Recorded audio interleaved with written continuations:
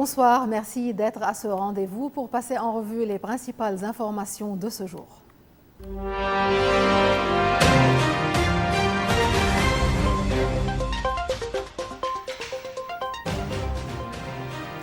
Un conseil ministériel et sécuritaire au palais présidentiel à Babda a été consacré à la montée de l'insécurité et à la surpopulation carcérale.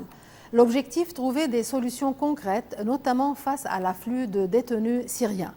Avec des centres de détention saturés et un nombre croissant de détenus, notamment syriens, le Liban est confronté à une crise carcérale majeure. Les autorités reconnaissent l'urgence de mettre en place des cadres juridiques et opérationnels pour désengorger les prisons et accélérer les procédures judiciaires. Le président Joseph Aoun a demandé à tous les ministères concernés de proposer des mesures concrètes, notamment via la réhabilitation des centres existants et l'accélération des procès. Ce sujet sensible alimente également le débat sur la coopération judiciaire avec les pays voisins, surtout la Syrie, et sur la responsabilité des structures de l'État dans la préservation des droits fondamentaux. Par ailleurs, lors d'une visite à l'administration centrale de l'université libanaise, le président Joseph Aoun a salué l'excellence académique de l'établissement public, affirmant que l'investissement dans l'intellect libanais est la richesse la plus précieuse de ce pays. Accueilli par le président de l'université, Dr Bassam Badran, et la ministre de l'Éducation, Rima Karami, le chef de l'État a mis en avant le rôle fondamental de l'université publique dans la formation des générations futures. Il a affirmé « Le savoir est notre vraie richesse. Investir dans l'intelligence libanaise est plus important que dans n'importe quelle ressource naturelle. » L'université libanaise, qui compte plus de 100 000 étudiants, célèbre cette année son jubilé de diamant. Son classement mondial s'améliore chaque année. Elle est passée de la 750e place en 2022 à la 515e place. Dr Bassam Badran a souligné de son côté que ce progrès est le fruit de l'effort collectif, rappelant que de nouveaux campus sont en cours de construction à Tripoli, Harit Hreik, Zahle ou encore à Nabatiyeh. La ministre Karami a pour sa part ajouté « L'université libanaise est notre pierre angulaire.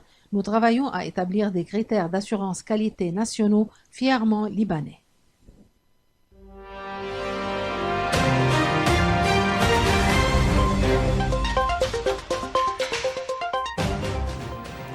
Alors que Souaïda est ravagée par des affrontements meurtriers entre communautés, les chefs religieux sunnites et druzes au Liban, Cheikh Abdellatif Drian et Cheikh Ael Sami Abilmouna, lancent un appel conjoint à la retenue et au dialogue, ainsi qu'à la préservation de l'unité nationale, mettant en garde contre toute tentative de sédition ou d'ingérence.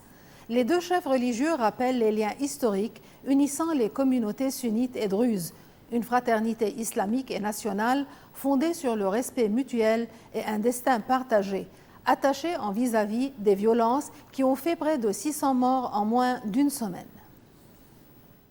Dans le sud de la Syrie, la province de Souaïda est au bord du chaos. Près de 600 personnes ont perdu la vie en moins d'une semaine. Des dizaines de milliers d'habitants sont en fuite. La majorité druze de la région est prise entre feux croisés et représailles. Ce vendredi, des forces tribales venues d'autres régions syriennes ont pénétré dans la ville. Leur objectif, soutenir les Bédouins contre les factions druzes. Selon des témoignages, plus de 50 000 combattants seraient mobilisés. Nous ne permettrons pas un nettoyage ethnique à Souaïda, déclare un porte-parole tribal dans une vidéo virale. À l'aube, des drones israéliens ont visé les alentours de Souaïda. Israël nie toute frappe nocturne mais confirme l'envoi d'une aide humanitaire d'environ 600 000 $ à la communauté druze. De son côté, Damas parle d'une violation de cessez-le-feu par les factions locales. Le gouvernement dénonce des actes horribles contre des civils et promet de rétablir l'autorité de l'État. Les troupes régulières se préparent à un redéploiement. Selon certaines sources, des armes lourdes auraient été utilisées malgré un accord initial avec Israël pour les éviter. Le haut-commissaire de l'ONU aux droits de l'homme, Volker Turk, demande une enquête immédiate sur les exactions commises par toutes les parties. Des habitations ont été incendiées, des civils exécutés sommairement selon des ONG. Alors que le pays est déjà ravagé par 14 années de guerre, Souaïda devient l'épicentre d'un conflit qui pourrait embraser toute la région.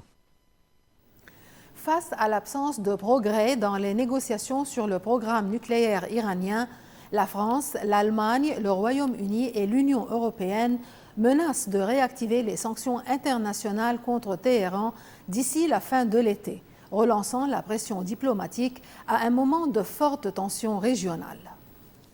Paris, Berlin, Londres et la chef de la diplomatie européenne Kaja Kallas adressent un avertissement clair à Téhéran. En l'absence de progrès d'ici la fin de l'été, ils activeront le mécanisme de snapback, rétablissant toutes les sanctions de l'ONU levées dans le cadre de l'accord nucléaire de 2015. Ce mécanisme prévu dans l'accord sur le nucléaire iranien, toujours en vigueur pour les Européens, la Chine, la Russie et l'Iran, permet de réimposer automatiquement les sanctions si l'un des signataires estime que l'Iran ne respecte plus ses engagements.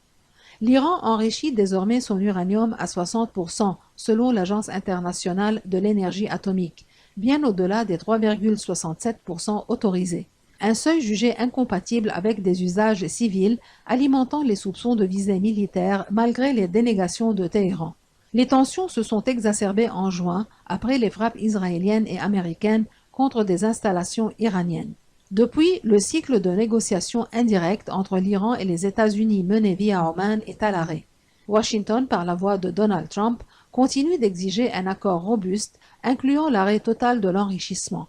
Une ligne rouge pour Téhéran qui menace de rompre tout dialogue si la pression persiste. Pour les Européens, l'objectif est d'obtenir un accord durable, vérifiable et crédible, mais le temps presse. L'accord de 2015, déjà fragilisé depuis le retrait américain en 2018, pourrait expirer dès octobre. À moins d'un sursaut diplomatique dans les prochaines semaines, le spectre d'un retour à la confrontation économique et stratégique plane à nouveau sur le Moyen-Orient.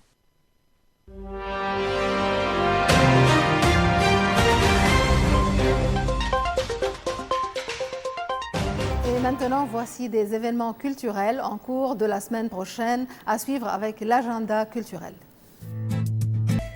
Et en note finale, nous vous parlons du courrier du pape. Chaque semaine, une demi-tonne de lettres affluent vers le Vatican à destination du pape Léon XIV. Des milliers de fidèles choisissent encore la plume pour adresser leurs prières, leurs confidences ou espérances au souverain pontife. Un geste simple qui révèle une foi intacte et un lien humain précieux à l'ère du numérique. C'est dans un immense hangar de la poste italienne à Rome que transitent chaque semaine près d'une demi-tonne de lettres adressées au pape Léon XIV. Venues du monde entier, du Brésil, du Cameroun ou de Hong Kong, ces lettres sont parfois décorées de petits cœurs, souvent écrites à la main, avec tendresse ou urgence. Antonello Cinichimo, le directeur du centre de tri, déclare « On reçoit entre 500 et 550 kilos de courrier par semaine. Beaucoup d'enfants écrivent, c'est émouvant, surtout à l'époque des réseaux sociaux. » Que l'adresse soit précise ou approximative, les machines de tri optiques ou les postiers veillent à ce que chaque message arrive à bon port au Vatican.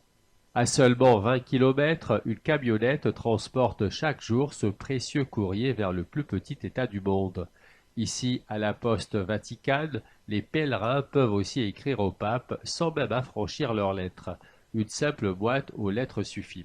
Nicolas Vaccaro est un employé de la poste du Vatican. Il raconte « Beaucoup viennent d'Amérique latine ou d'Asie. Ils demandent des prières pour un proche, un malade. Une fois, on a même reçu un ours en peluche. Derrière les murs du Vatican, les lettres sont transmises au secrétariat du pape. Si l'adresse est lisible, une réponse est parfois envoyée. Le pape François répondait parfois personnellement avec des mots manuscrits. Aujourd'hui encore, la voix du cœur passe par la plume, dans ce dialogue silencieux mais puissant entre les fidèles et le chef de l'Église. Et sur ce, nous terminons ce journal. Merci, bonsoir.